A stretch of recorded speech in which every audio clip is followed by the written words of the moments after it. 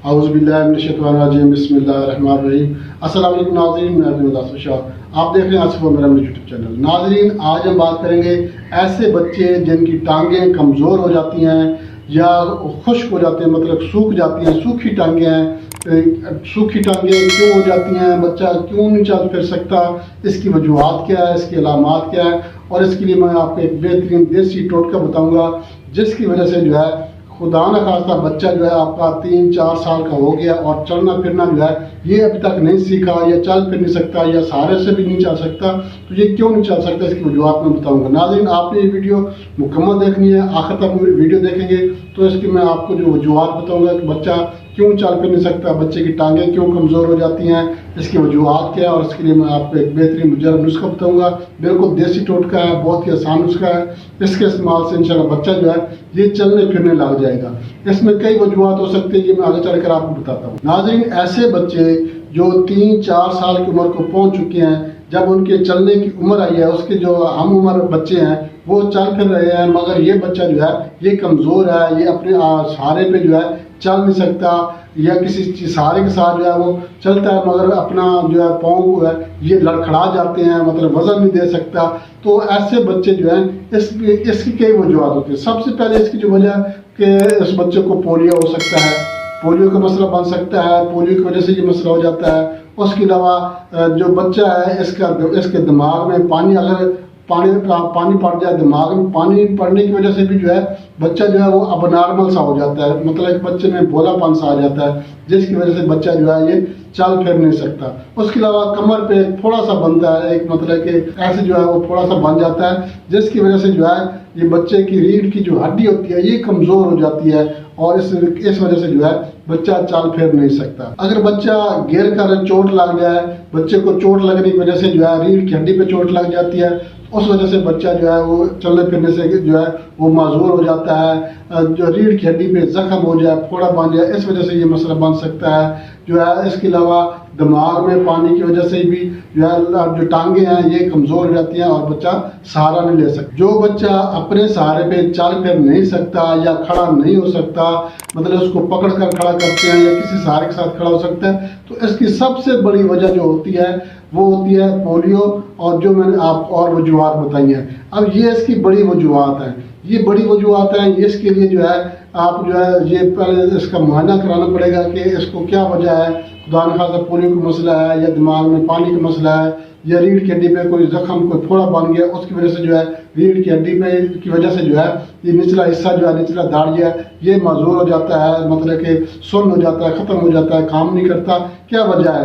तो इसकी वजूहत जानने के बाद आप जो है ये कोई फैसला कर सकते हैं कि इस बच्चे को क्या मसला है। अब ये जो नुस्खा मैं आपको बता रहा हूँ, ये जो नुस्खा मैंने आपको बताना है, ये ना तो दिमाग में पानी की वजह से आप जो है ये नुस्खा इस्तेमाल कर सकते हैं। अगर बच्चे के दिमाग में पानी का मसला बन गया है, मतलब सर थोड़ा सा बड़ा है या दिमाग में पानी भर गया, उस सूरत में आप ये नुस्खा इस्तेमाल नहीं कर सकते। या बच्चे के जो कमर पे एक फोड़ा बन गया, जख्म बन गया, और उसका जो असर है वो रीढ़ की हड्डी तक चला गया और गहराई तक चला गया, तो उस सूरत में भी आप ये नुस्खा इस्तेमाल नहीं कर सकते। ये नुस्खा ऐसे बच्चों के लिए है जिनकी टांगें सूख रही हैं, किसी भी वजह से सूख रही हैं, मगर उनकी रीढ़ की हड्डी का मतलब बज़ाहिर कोई मसला नहीं है, कोई जख्म या कोई फोड़ा नहीं है, तो टांगें सूख रही हैं, बच्चा सहारा नहीं ले सकता, उसको बंदा खड़ा करे तो फिर खड़ा हो जाता है, या किसी सहारे के साथ जो है खड़ा हो जाता है, और कोशिश करता है, बच्चा चलने की कोशिश करता है मगर चल नहीं सकता, पाँव जो है उसी तरह से जो है वो ज़मीन पे जमा नहीं सकता, तो उस बच्चे के लिए है ये नुस्खा आप बना कर इस्तेमाल करें। अगर खुदा न खास्ता पोलियो का मसला है, या दिमाग में पानी का मसला है, या रीढ़ की हड्डी पे जख्म है, कोई फोड़ा बन गया है, उस वजह से अगर ये मसला है तो उसके लिए आप ये नुस्खा इस्तेमाल नहीं कर सकते, उसके लिए आपको ये नुस्खा फ़ायदा नहीं देगा, क्योंकि ये एक बड़ी बीमारी है, और इसके लिए आप जो है वो किसी मुफ्त में जो है डॉक्टर के साथ आप रुजू करें, मुआलिज के साथ, उससे जो है इसका आप इलाज करवा सकते हैं। इसके अलावा जो टांगें कमज़ोर हो जाती हैं, कमज़ोर टांगें रीढ़ की हड्डी की वजह से कमज़ोरी है, या वैसे टांगें सूख रही हैं।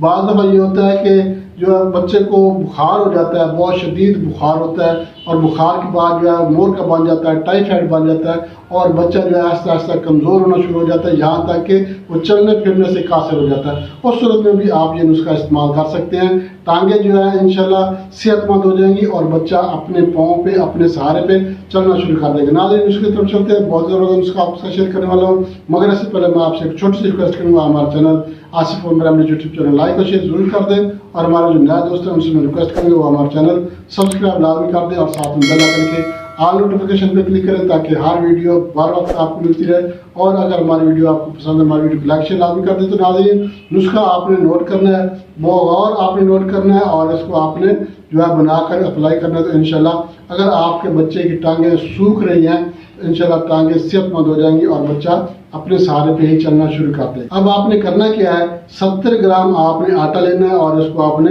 गूंद लेना है। गूंदने से पहले आपने 5 ग्राम जो है सुहागा लेना है। सुहागा 5 ग्राम लेके इसको आपने पीस लेना है। पीस के आपने उस आटे में शामिल करके आपने 70 ग्राम आटे का पेड़ा बना लेना है। अब ये जब पेड़ा बन जाए उस वक्त आपने क्या करना है, इसको जो है तवा जो है इसका गर्म करना है, तवे को गर्म करना है, मगर बहुत ज़्यादा गर्म नहीं करना, मतलब हल्की आंच पे आपने तवा गर्म करना है। तवा गर्म करने के बाद आपने इस पेड़े का जो है रोटी बना लेनी है, मोटी मोटी सी रोटी बनानी है। और रोटी बनाकर आपने जो है क्या करना है कि तवे के ऊपर आपने जैतून का तेल या बादाम रोगन, जो भी आपको सही अवेल हो जाए, दोनों में से कोई मिल जाए, कोई ऐसा मसला नहीं है। जैतून का तेल या बादाम रोगन ये आपने अच्छी तरह से तवे पे लगा के आपने ये पेड़ा जो है इसकी रोटी बना के आपने तवे के ऊपर फेंक देनी है।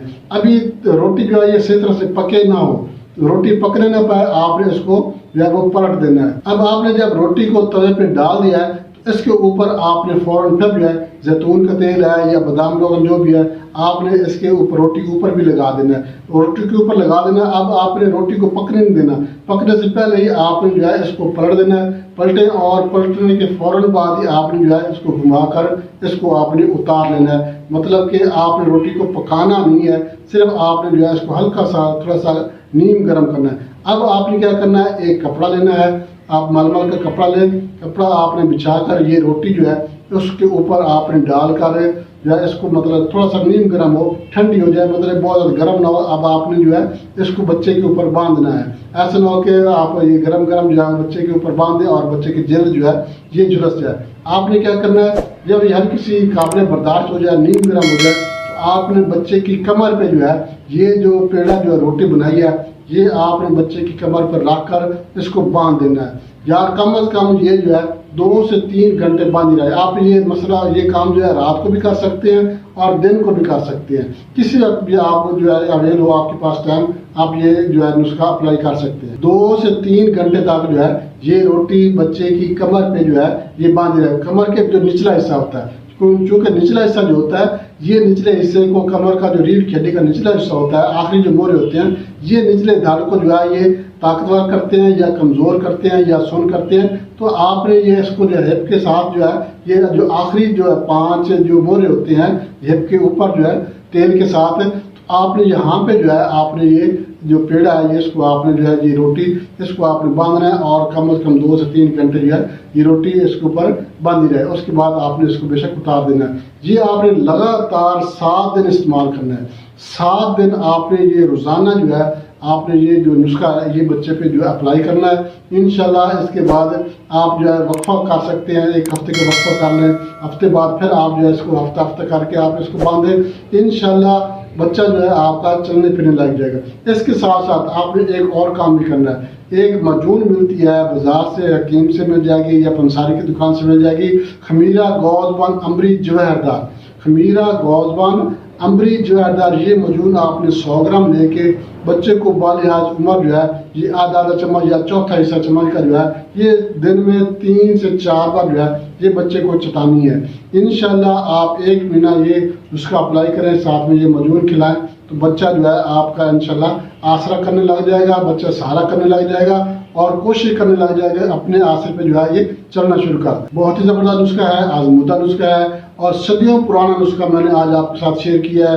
آپ یہ نسخہ خود بنائیں، خود اپلائی کریں. اس میں کوئی کیمیکل نہیں ہے، کوئی سائڈ افیکٹ نہیں ہے، کوئی مسئلہ نہیں ہے، کوئی ٹینشن نہیں ہے. آپ یہ خود بنا کر استعمال کریں، انشاءاللہ آپ کا بچہ جو ہے یہ چلنے پھرنے لگ جائے گا، بچہ جو ہے یہ سہارا کرنے لگ جائے گا. بہت ہی زبردست نسخہ ہے. انشاءاللہ اس کے استعمال سے آپ کا بچہ جو ہے اپنے پاؤں پہ کھڑا ہوگا اور بھاگنا شروع کر دے گا، انشاءاللہ چلنا پھرنا شروع کر دے گا. جان چاہتے ہیں اگلی ویڈیو تک کے لیے اللہ.